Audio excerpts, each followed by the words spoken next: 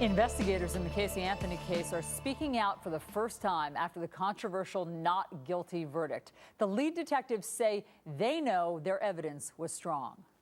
But I can tell you, obviously, I'm unhappy that it was a different verdict. I felt strongly in the case, and I still do. But as far as bringing closure to people just have to understand this is our judicial system. I was disappointed to afterwards hear them call it fantasy forensic or junk science, because I do believe in the forensics. While you go out to any crime scene and people can tell stories as to what happened, I truly believe that the forensics doesn't lie. The forensics is facts. Rod Wheeler is a former homicide detective and a Fox News contributor. Hi, Rod. Good morning, Allison. So this press conference was a week after the not guilty verdict. Is this unusual for detectives and investigators to come out and speak?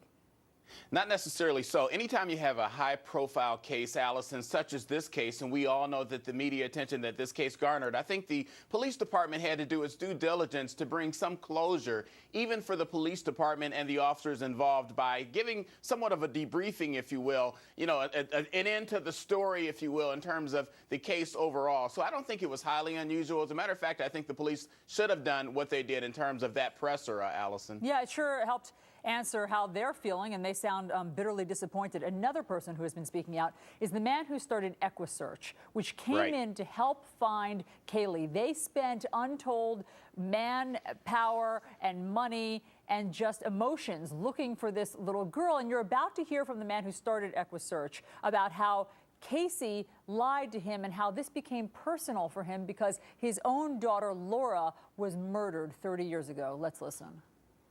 And she hugged us, and I kissed her on the cheek and said, "I'm so sorry what you're going through right now."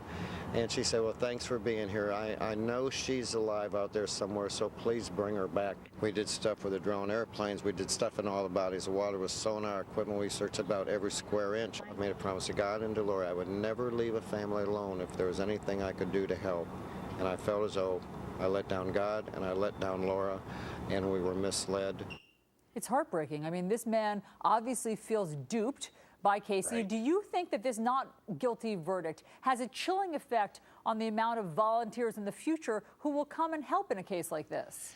You know, that's an excellent question, Allison, and actually I do not believe it will. I think people recognize Cas Anthony for who she is and who she was during this entire investigation. Now, I'll tell you, my heart goes out to Tim Miller and EquiSearch, because I think it's important that the viewers understand that EquiSearch is a nonprofit organization. So they operate really based off of charitable donations. And you know, Allison, they spent over $115,000 in this investigation assisting, and they never charged the Anthony family or the police department. So there was a lot lost, as a matter of fact, in this case. Well, you're absolutely right, Rod. Not only was it heartbreaking, but they did lose money. And just last night, EquiSearch filed a lawsuit against Cas Anthony to try to recoup that $100,000. Do you think they will ever see a cent of that?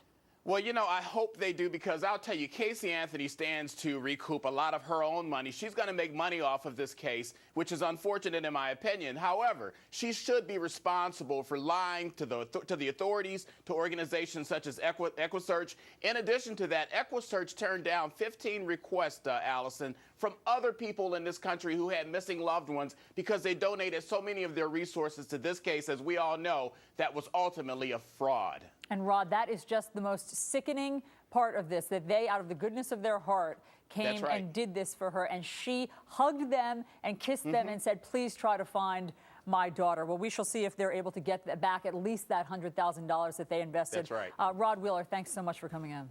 Thank you, Allison.